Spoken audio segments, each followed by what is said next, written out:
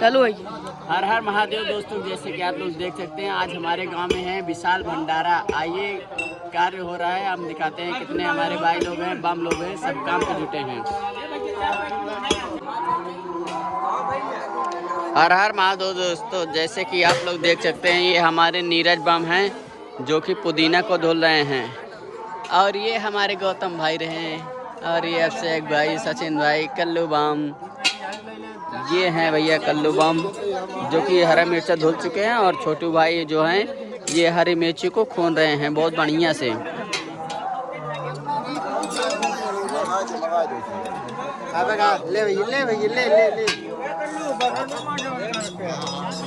और ये है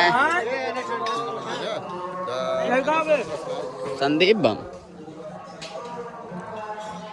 और इधर देखिए भैया बासन धुल चुका है और हमारे ये रहे चाचा जी भट्टी में आग लगा रहे हैं। इधर बन रहा है आलू, उबल रहा है।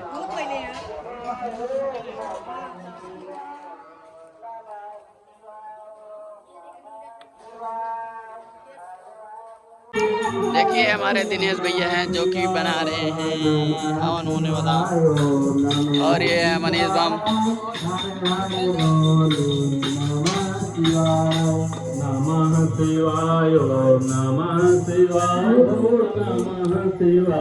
और हम चलते हैं मंदिर की तरफ।